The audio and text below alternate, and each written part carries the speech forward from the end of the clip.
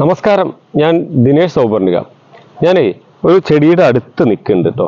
അതിൽ നിങ്ങൾക്ക് കാണുന്നുണ്ടാവും ഈ പൂവ്.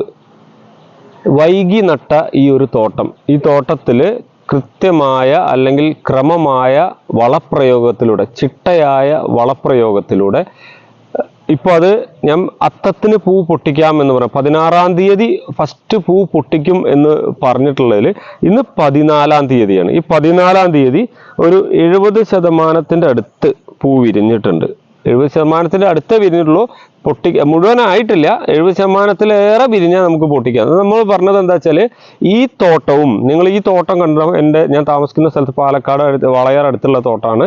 അവിടെ വളരെ ചെറിയ തൈകൾ ജൂൺ 30 ജൂലൈ 1 ആയിട്ട് നട്ട ചെടികളാണ്. വളരെ വൈകി, ഏകദേശം 20 ദിവസം വൈകി നട്ട, എൻ്റെ കണക്ക് പ്രകാരം 20 ദിവസം വൈകി നട്ട ചെടികളാണ്. അത് കൃത്യമായ വളം, അമിതമായ രീതിയിലുള്ള വളങ്ങളൊന്നും, നിങ്ങളോട് പറഞ്ഞ രീതിയിലുള്ള വളപ്രയോഗം തന്നെ ചെയ്തുകൊണ്ട് ആ തോട്ടത്തെ ഈ അവസ്ഥയിലാക്കിയിട്ടുണ്ട് കേട്ടോ. ഞാൻ ആ മുട്ടൊക്കെ ഒന്ന് കാണിച്ചു തരാം. അപ്പോൾ ഇതിൻ്റെ വളപ്രയോഗം രീതികളും എന്തൊക്കെ നമ്മൾ ചെയ്തു എന്നുള്ളതും ഈ വീഡിയോയിൽ പറയുന്നുണ്ട്. വളരെ നനുത്ത തൈകളായിരുന്നു കേട്ടോ. എല്ലാ തൈകളും ചെറിയ തൈകളായിരുന്നു. ഇപ്പോൾ ഈ ചെടിയൊക്കെ നോക്കുക, ചെടിയിലെ എല്ലാ ഇതിലും മൊട്ട് വന്നിട്ടുണ്ട്, മൊട്ട് പൊന്തി നിൽക്കുന്നുണ്ട്. ഈ ചെടിയിലേക്ക് നോക്കൂ, മൊട്ടൊക്കെ ആയിട്ടുണ്ട്. ഇത് നിങ്ങൾക്ക് പറഞ്ഞ അതേ വളപ്രയോഗം തന്നെയാണ്. പക്ഷെ വൈകി നട്ട ആളുകൾക്ക് ആ വളപ്രയോഗത്തിന്റെ മെത്തേഡ്, അതായത് ടൈമിംഗ് ഒക്കെ കുറച്ചൊരു മാറ്റം വരുത്തിയിട്ടാണ് നമ്മൾ പറയുക. അപ്പൊ ഇതിലൊക്കെ ധാരാളം മൊട്ട് വന്നിട്ടുണ്ട് കേട്ടോ. മുട്ട് വന്ന് വിരിയാറായി തുടങ്ങുന്ന മുട്ടുകളാണ്. അപ്പോൾ നോക്കുക, ഇതിൽ ഏകദേശം 2000 തൈകളാണ് ഇവർ നട്ടിട്ടുള്ളത്. ആ 2000 തൈകളും നല്ല വളർച്ചയുണ്ട്. ഒരു പ്രത്യേക കാര്യം നിങ്ങൾ ശ്രദ്ധിക്കണം, ചെടികൾ തമ്മിൽ നല്ല അകലുണ്ട്. ചെടികൾ തമ്മിൽ ഏകദേശം 40-ലേറെ സെന്റിമീറ്റർ 50 സെന്റിമീറ്റർ അകലത്തിലാണ് ചെടികളൊക്കെ നിൽക്കുന്നത് കേട്ടോ. അപ്പോൾ ഈ ചെടിയാണ് നമ്മളുടെ പറഞ്ഞില്ലേ 16-ാം തീയതി, ഈ ചെടിയിലും നമുക്ക് 16-ാം തീയതി ആകുമ്പോഴേക്കും പൂ വരുത്താം എന്ന് പറഞ്ഞിട്ടുള്ള. എല്ലാ ചെടികളും ഒരേ വളപ്രയോഗമാണ്. പക്ഷെ ഇത് ഈ 2000 ചെടികളിൽ ഒരു 10-25 ചെടികളിൽ പൂ വിരിയാൻ തുടങ്ങുന്നുള്ളൂ. എന്നാൽ വൈകിട്ടും ഇത്രത്തോളം നമുക്ക് എത്തിക്കാൻ സാധിച്ചു. ഞാൻ പറഞ്ഞു, ഒരു ചെടി നടുമ്പോൾ എന്തൊക്കെ കാര്യങ്ങൾ ശ്രദ്ധിക്കണം എന്ന് പറഞ്ഞിട്ടുണ്ടായിരുന്നു. അതായത് അകലം വളരെ നിർബന്ധമാണ്. ഇപ്പൊ ചെടികളൊക്കെ നോക്കുക, ചെടികൾ തമ്മിലുള്ള അകലം ഉള്ളത് കൊണ്ട് ചെടികൾക്ക് പൂർണ്ണമായും സൂര്യപ്രകാശം കിട്ടും.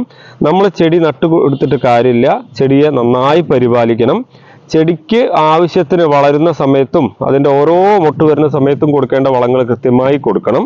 വീഡിയോയിൽ പലപ്പോഴും പറയുന്ന വളപ്രയോഗം, ഇപ്പോൾ 3 ദിവസം അടുപ്പിച്ച് 13, 27 സ്പ്രേ ചെയ്യാൻ പറഞ്ഞാൽ അതിൻ്റെ അർത്ഥം 13, 27 കുറേ അധികം എടുത്തിട്ട് കലക്കി അടിക്കുക എന്നല്ല.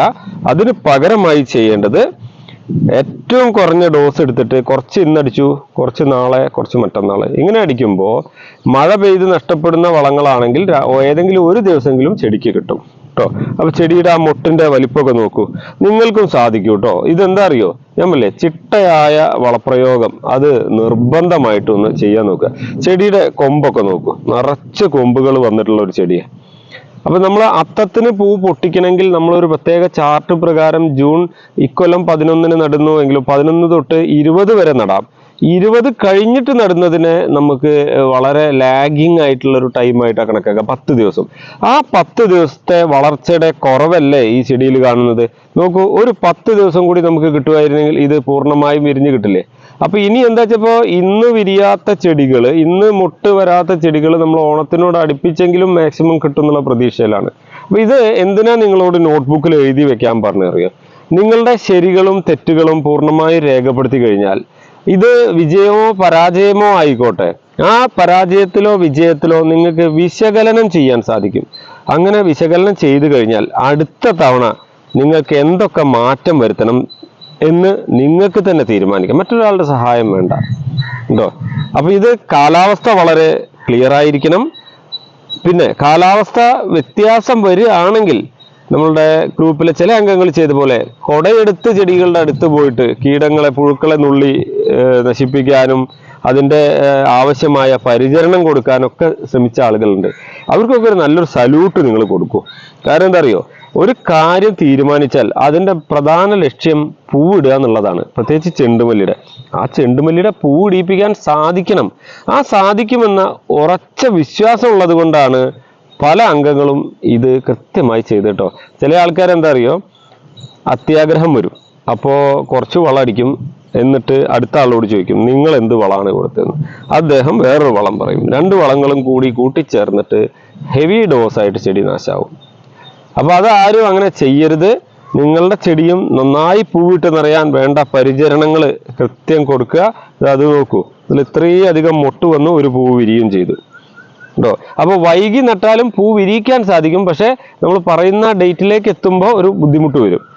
അതുകൊണ്ട് നിങ്ങൾ കൃത്യമായി, ഇനി ഇതൊക്കെ പറഞ്ഞാലും ആളുകൾ പറയും നിങ്ങൾ പറയുന്നത് പോലെയൊക്കെ ഞങ്ങൾ ചെയ്തു എന്നിട്ടും ഞങ്ങൾക്ക് പൂ വിരിഞ്ഞിട്ടില്ല എന്ന്. ഒരാൾ എന്നോട് പറഞ്ഞിട്ടുണ്ടായിരുന്നു 6 അടി പൊക്കായി ചെടികൾ എന്ന്.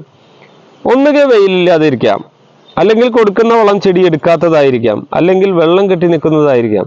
ഇതൊന്നും നമുക്ക് പറയാൻ പറ്റില്ല. നമ്മൾ ഇതിൻ്റെ പരിചരണ രീതി പറഞ്ഞു തരുമ്പോൾ നിങ്ങൾ ഈ കാര്യങ്ങൾ മനസ്സിലാക്കിയിട്ട് കൃത്യമായി ചെയ്യാൻ നോക്കുക കേട്ടോ. അപ്പോൾ എല്ലാവർക്കും ഇനി പ്രത്യേക പരിചരണ രീതിയില്ല. മൊട്ട് വന്നിട്ടുള്ള ആളുകൾ ചെയ്യേണ്ട കാര്യം ഇത്രയേ ഉള്ളൂ. മൊട്ട് വന്നു കഴിഞ്ഞാൽ പരിചരണം നിർത്തരുത്. ആവശ്യമായ വളങ്ങൾ, പൂവിടാനുള്ളതും ചെടി വളരാനുള്ള വളങ്ങളും ഇടവിട്ട് ഒരു 5 ദിവസം 6 ദിവസത്തെ ഗ്യാപ്പിൽ കുറഞ്ഞ തോതിൽ ചെടികൾക്ക് കൊടുത്തുകൊണ്ടേയിരിക്കുക കേട്ടോ. അങ്ങനെ കൊടുത്തുകൊണ്ടേയിരുന്നാൽ നിങ്ങളുടെ ചെടിയിലെ എല്ലാ മുട്ടുകളും വിരിഞ്ഞുകൊണ്ടേയിരിക്കും. അതുപോലെ പുതിയ നാമ്പുകൾ വന്നിട്ട് അതിൽ പുതിയ മുട്ടുകൾ ഉണ്ടായിക്കൊണ്ടിരിക്കും. അപ്പോൾ എല്ലാവർക്കും നല്ലൊരു പൂക്കാലം ആശംസിക്കുന്നു. ആരും വിഷമിക്കേണ്ട, പ്രതീക്ഷയോടെ കാത്തിരിക്കുക. മുട്ടുകൾ വന്നു തുടങ്ങി കുറച്ച് പകുതി വലുപ്പമായ ആളുകൾ ഇനി വെയിലാണെങ്കിൽ അത് പെട്ടെന്ന് തന്നെ നോക്കി നിൽക്കുന്ന വേഗത്തിൽ ഈ ചെടികളൊക്കെ വിരിയും. മുട്ടുകൾ വിരിയുന്നില്ലെങ്കിൽ നീര് ഉറ്റി കുടിക്കുന്ന പ്രാണികളുടെ അറ്റാക്ക് വല്ലാതെ വന്നിട്ടുണ്ടായിരിക്കാം. ശ്രദ്ധിക്കുക, ശ്രദ്ധയോടെ പരിചരിക്കുക. താങ്ക്